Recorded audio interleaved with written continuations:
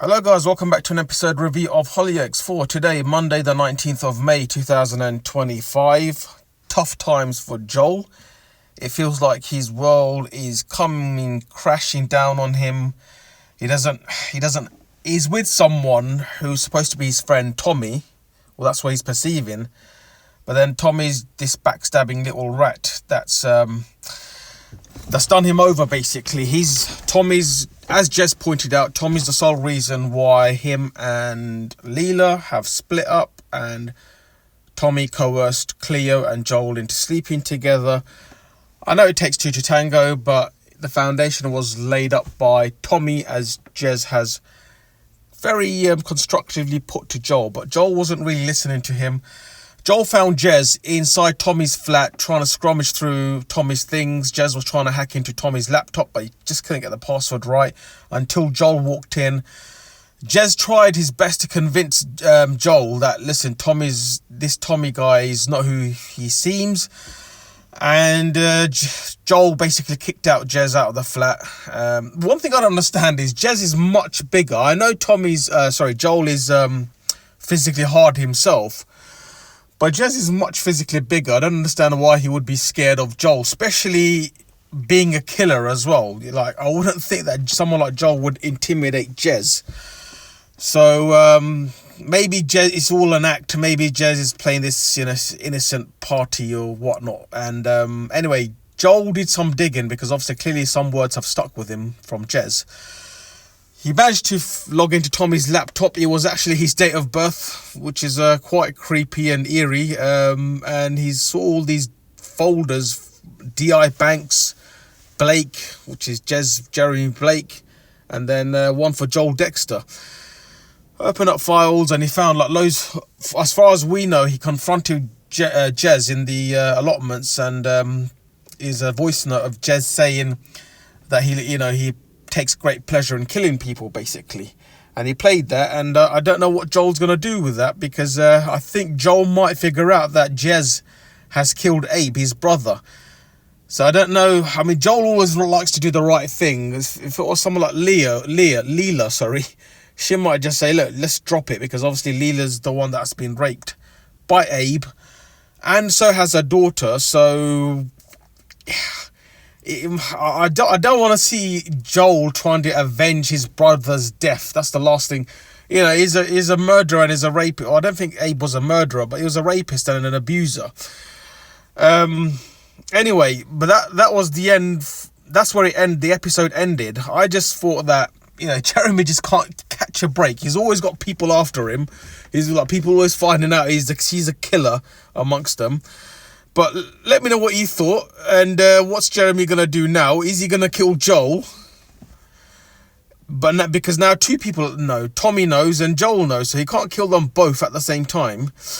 Anyway, Rex is trying to help Dodger get to the bottom of this and basically get D.I. Banks, find some evidence to bang up D.I. Banks and stop this whole operation and rescue all the children, and especially Dodger's granddaughter Victoria, I believe. He's trying to rescue her as well.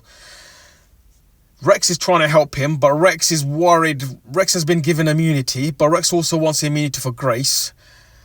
That really irritated me, because we both know that if it was Grace that was dealing with Dodger, she wouldn't be as selfless as Rex, and she'd only want the immunity for her and her little Curtis, her precious little Curtis.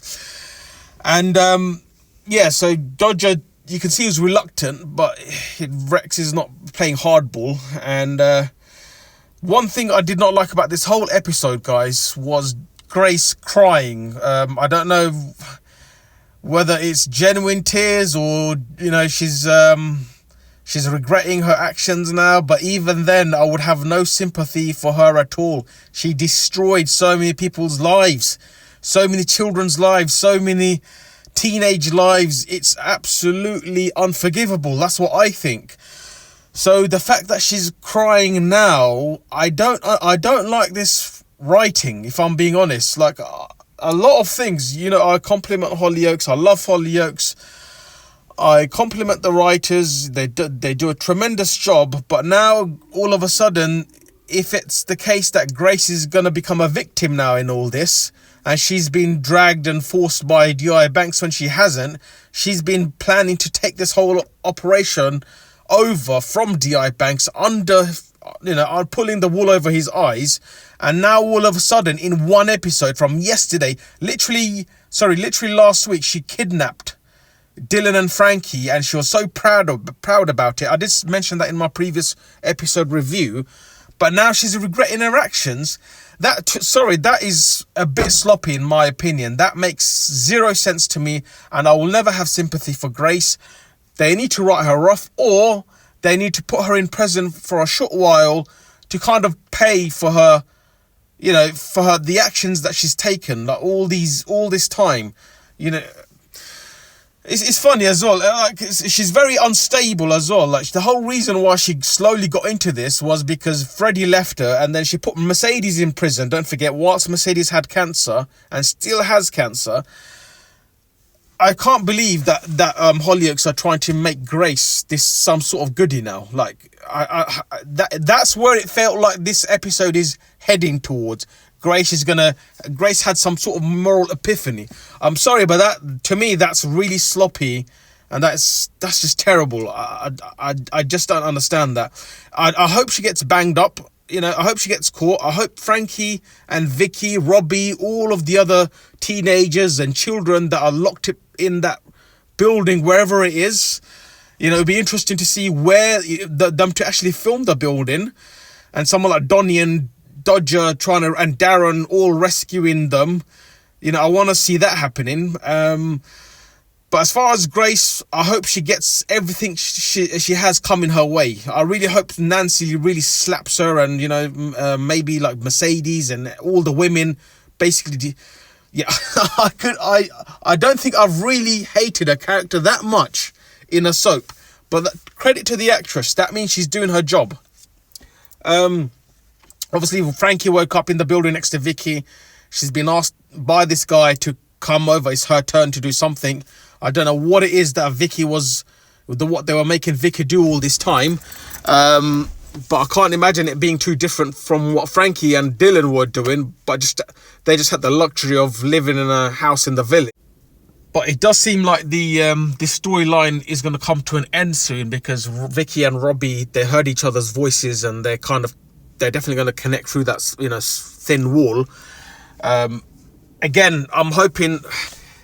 The other thing that is quite hard to believe, someone like Donnie, D.I. is a detective inspector. Someone like him hasn't really been looking out for Vicky or wondering about her whereabouts.